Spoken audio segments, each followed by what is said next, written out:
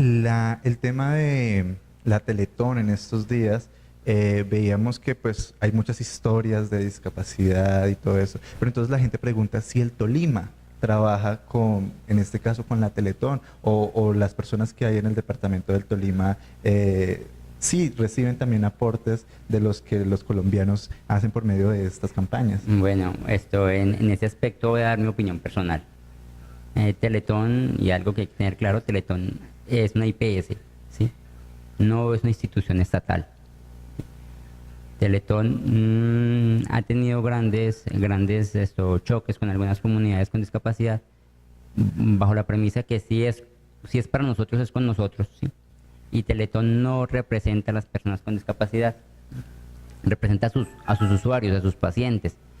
Entonces, y la figura que queremos mostrar aquí y queremos enseñar, no es lo que quieren de pronto la entidad mostrar, el asistencialismo, mostrar a una persona con discapacidad de una manera lastimera. Al contrario, nosotros queremos totalmente contrario a lo que están enseñando ahí.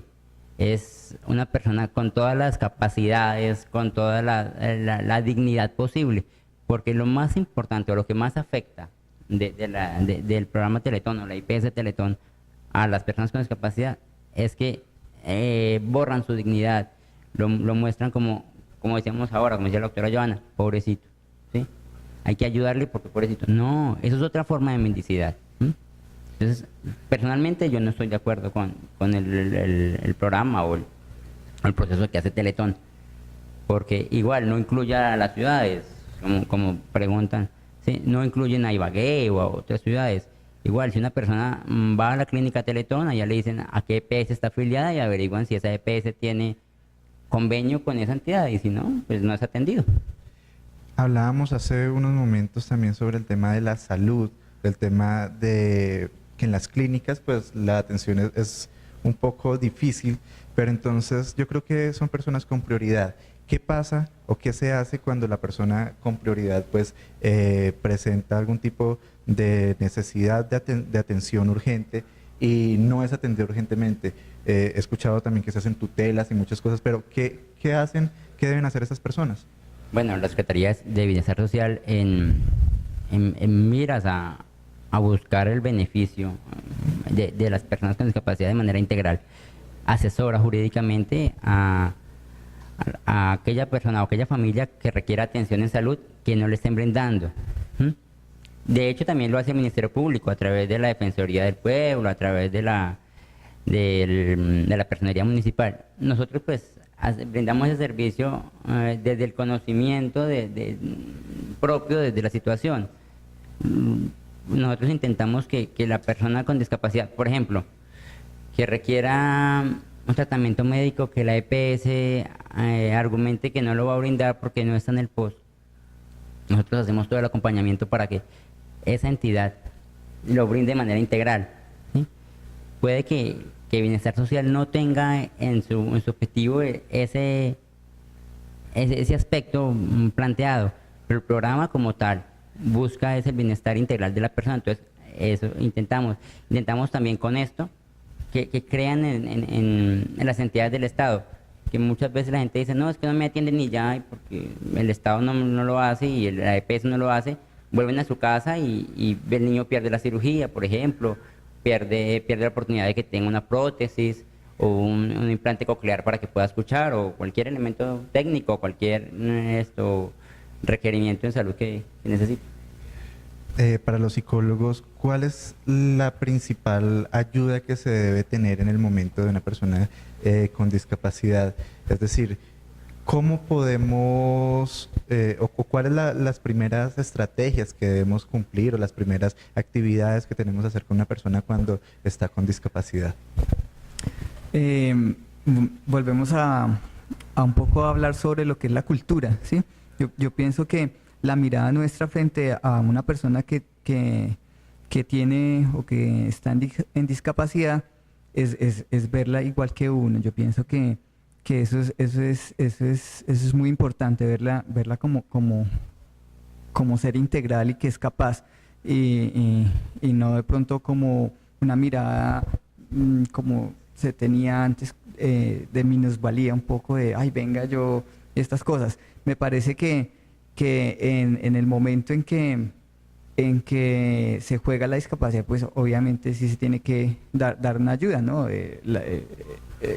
Como cuando uno hace una fila en un banco y entonces llega el adulto mayor y hay una fila prioritaria.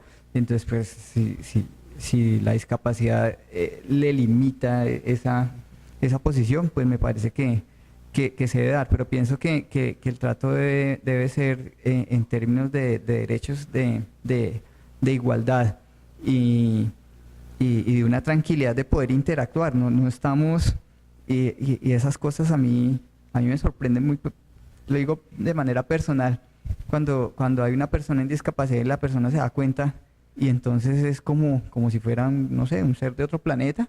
Entonces lo miran así, no saben cómo hablarle, ¿será que le digo? Le dicen a uno, hable usted, ¿sí? Y yo digo, no, a ver, es normal, es normal. Depende también el proceso que lleve la misma persona. Si es una persona que ha llevado el proceso adecuadamente, que ha hecho sus duelos, los ha resuelto y está incluida en un medio. A mí me sorprende muchas personas, está el doctor Milton y muchos que hemos conocido en este trabajo acá en Ibagué, que incluso se vuelve jocoso, se vuelve hasta ventajoso, ¿sí? Se vuelve hasta ventajosa la discapacidad en algún momento frente a uno y uno tiene que alcanzarlo literalmente en su puesta de lo que le están diciendo.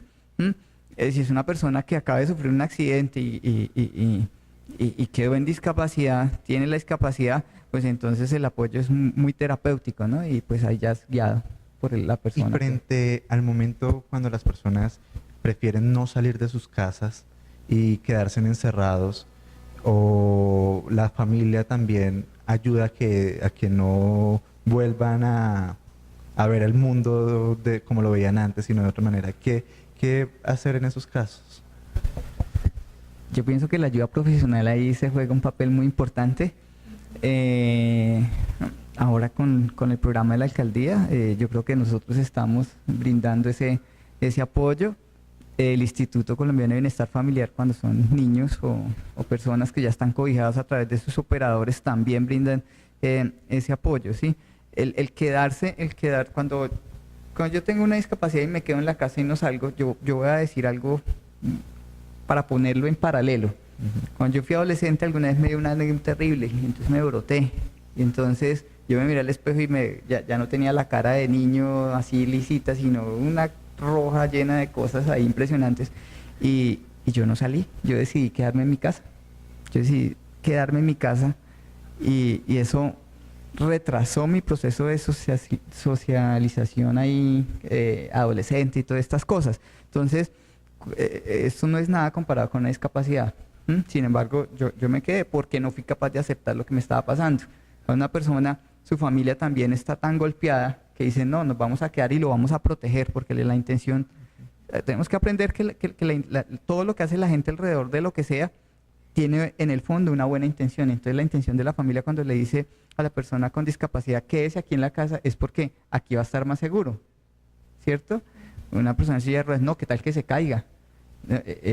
Una persona que es invidente, pues no, ¿qué tal que se vaya por un hueco? Que no vea un carro y lo atropellen, que lo roben, que bueno, empiezan así, están tratando de proteger.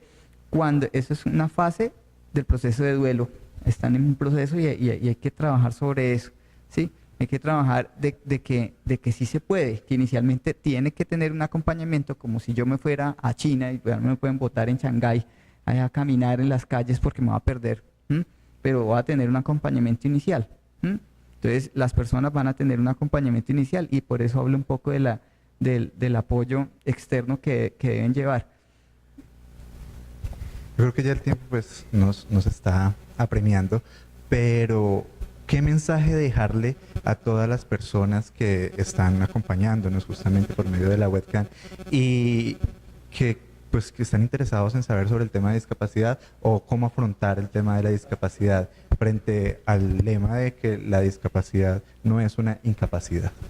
Bien, invitarlos a participar en los procesos que estamos llevando con la alcaldía acabamos de empezar, realmente llevamos unas semanas, pero vamos a estar trabajando en lo que es la cultura incluyente en la ciudad de Ibagué, ¿sí? A cambiar un poco la visión, porque es que a veces uno lo ve desde allá, ¿no? Entonces yo estoy en mi casa y bueno, yo no tengo a nadie en discapacidad, ni conozco a nadie, pero sí, uno se cruza todos los días con alguien, sí, uno va a aprender y para generar culturas de todos. Entonces, estar un poco pendiente, vamos a estar en los medios, vamos a estar con las instituciones de educación y con instituciones que tienen que ver con discapacidad.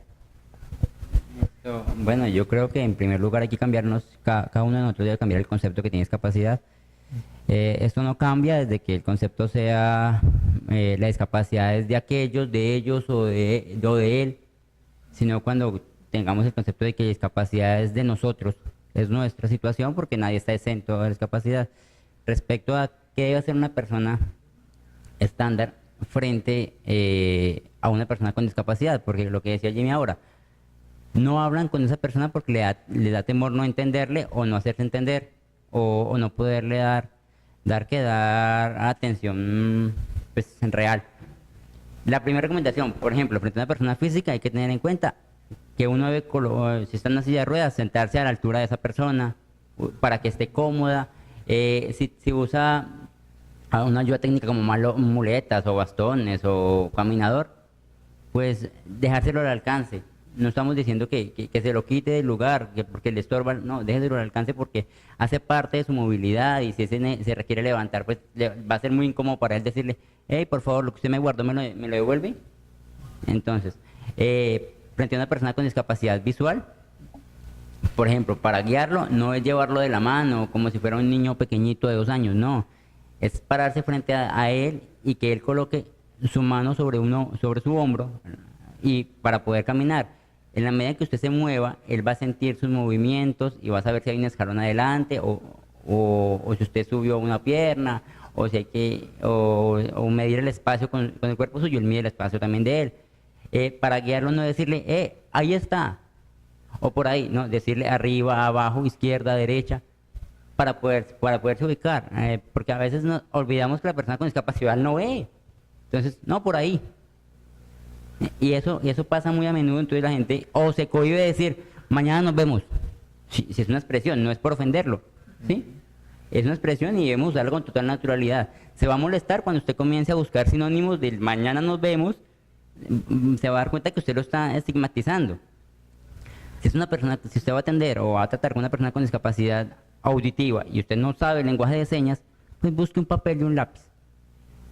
No se confunda, simplemente busque un papel y un lápiz y explíquele de ahí que usted no sabe no conoce lengua de señas y que por ese medio se van a comunicar. Si la persona tiene discapacidad cognitiva, algo puntual, no grite, no es sordo, simplemente tiene discapacidad cognitiva.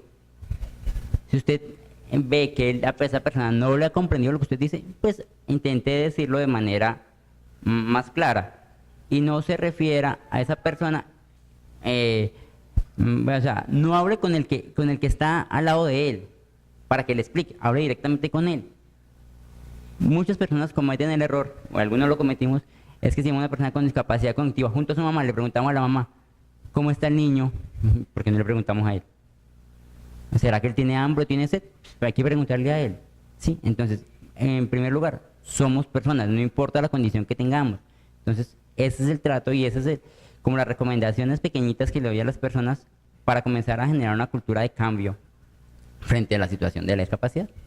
Muy importantes las recomendaciones y creo que el tema a abordar es muy profundo y espero que haya sido pues de total gusto para las personas que están acompañándonos por medio de la web de El Nuevo Día y igual estén atentos a cualquier otra información que se pueda estar suministrando por medio también de nuestro medio de comunicación.